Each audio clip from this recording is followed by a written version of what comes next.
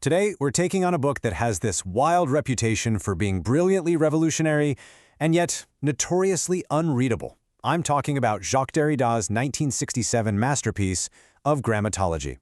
For decades, critics have argued this book tries to destroy truth and meaning, while its defenders, well, they say it completely overturned 2,500 years of Western thought. So today, we're going to strip away all that dense academic jargon and demystify this massive, paradigm-shifting text. Let's get right into it. All right, let's jump straight into Section 1, the illusion of speech and why we trust the voice. Think about this for a second. If you want to convey a really genuine emotion to someone you love, why does a text message feel, well, kind of cold, while a face-to-face conversation feels totally authentic? Across Western history, going all the way back to Plato warning that writing ruins your memory, right up to eyewitness testimony being read aloud in a modern courtroom, we've been deeply conditioned to treat speech as the living breath of truth. Writing, on the other hand, we treat that as a dangerous, cold, secondary copy. Derrida actually diagnoses this bias as the metaphysics of presence. It's this deeply flawed assumption that when you speak, your thoughts are instantly and perfectly present. No physical barrier, no delay, no machinery. This absolute privilege we give to the human voice over the written word is what Derrida calls logocentrism or phonocentrism, and honestly, it is the exact foundation he sets out to totally dismantle. Moving right along to Section 2, Language as Pure Difference and Saussure's Cracks in the Machine. To really make his case, Derrida investigates Ferdinand de Saussure, who is basically the inventor of modern linguistics. Now, before Saussure, people just thought language was a giant list of labels for things. But Saussure showed that a linguistic sign actually has two interacting parts. You have the signifier, like the physical sound of the word dog, and the signified, which is the mental concept of a dog. And the kicker here?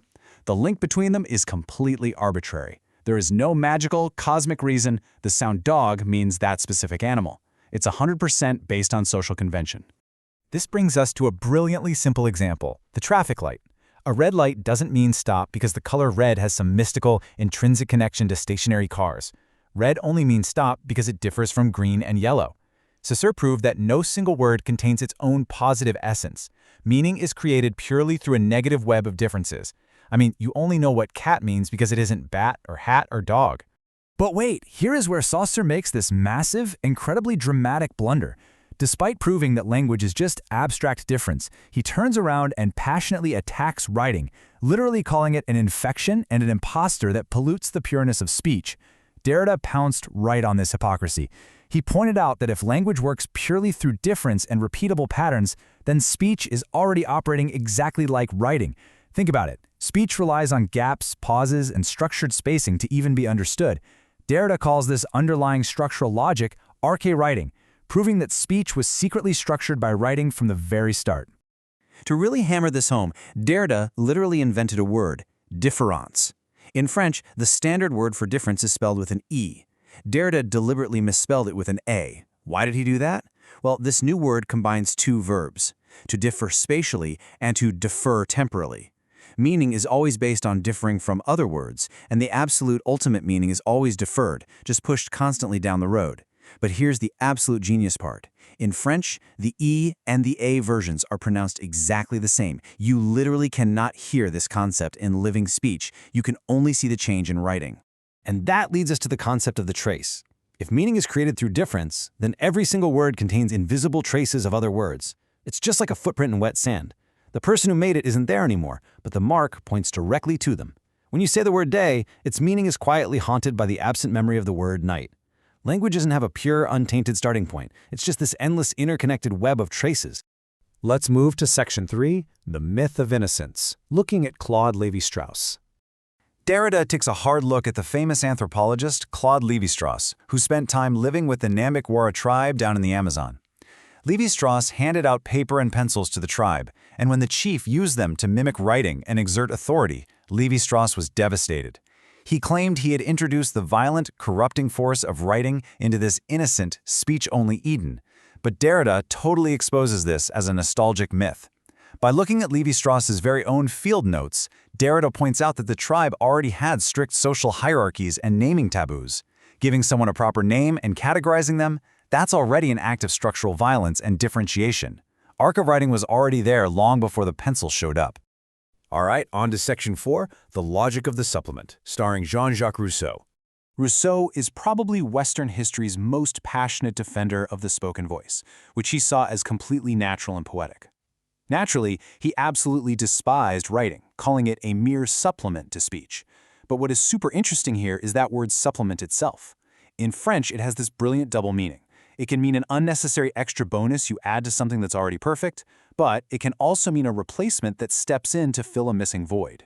So Derrida springs this devastating intellectual trap. Rousseau insists that speech is perfectly complete and writing is just this artificial parasite. But Derrida asks the obvious question: if speech was perfectly complete, whole, and fully present, why in the world did humanity ever invent writing in the first place? Actually, scratch that. The truth is, speech is incredibly fragile. It dies the exact moment breath leaves your lungs, and it can't travel across long distances. Writing was invented because speech was inherently deficient from the very start. The supplement doesn't attack a healthy host, it completes what was broken all along. Which brings us to Section 5, and the big reveal. Nothing outside the text. Now we arrive at what is arguably the most famous and definitely the most aggressively misunderstood sentence in 20th century philosophy: Il n'y a pas de hors texte. Critics completely lost their minds over this. They falsely claimed Derrida was a nihilist, saying physical reality didn't exist, that buses and trees and historical wars were literally just ink on paper, but that is not what he meant at all. A much better, more accurate translation is that there is no outside of context. Let's break down what he's actually saying. Derrida is pointing out that absolutely everything you experience is structured by signs, historical contexts, and language. There is no magical, God's eye view of raw, uninterpreted reality. The second you point at a tree and say that's an oak tree, you're already using a biological taxonomy and a linguistic history that you inherited. You literally cannot step outside the web of human interpretation. Reality itself is an endless, interconnected fabric of differences and interpretations. So, Section 6. How deconstruction actually works. Let's look at the 3-step recipe. Despite its reputation, deconstruction isn't just a wrecking ball. It's a profoundly useful method of reading. Western thought is obsessed with these rigid binary pairs: speech versus writing, nature versus culture, reason versus emotion, and in every single one of these pairs, the first term is celebrated as pure and natural, while the second term gets completely marginalized as corrupt or secondary. So here is your practical 3-step playbook for deconstruction. Step 1, identify that binary opposition in whatever you're looking at. Step 2, invert the hierarchy. You show how the supposedly superior term actually secretly depends on the inferior one to even exist, just like we saw speech secretly depending on the logic of writing. And finally, step 3, displace the entire system. Introduce a new, undecidable concept, like différance or the trace, to totally blow up that artificial boundary and prove that language is way more unruly than we originally thought. What really makes of Grammatology so breathtaking today is how perfectly Derrida anticipated our 21st century digital reality. Think about it. He was writing in a purely analog era that was totally obsessed with face-to-face presence. But today, we live in a world absolutely saturated by digital code, algorithms, and asynchronous text messages where the author is almost always physically absent. He completely shattered the old illusion that direct spoken dialogue is the only authentic way to exist, and in doing so gave us the exact philosophical tools we need to understand our hyper-connected world today. I'll leave you with this final thought. Derrida teaches us that whenever an authoritarian system claims to possess absolute, unquestionable truth, they're always hiding the traces and differences that hold their claims together. Because there is no outside text, meaning is never completely finished. It's a living, ongoing conversation. So if language is an infinite web where absolute truth is impossible to lock down, how will you read, deconstruct, and rewrite the text of our world today? Please like and subscribe.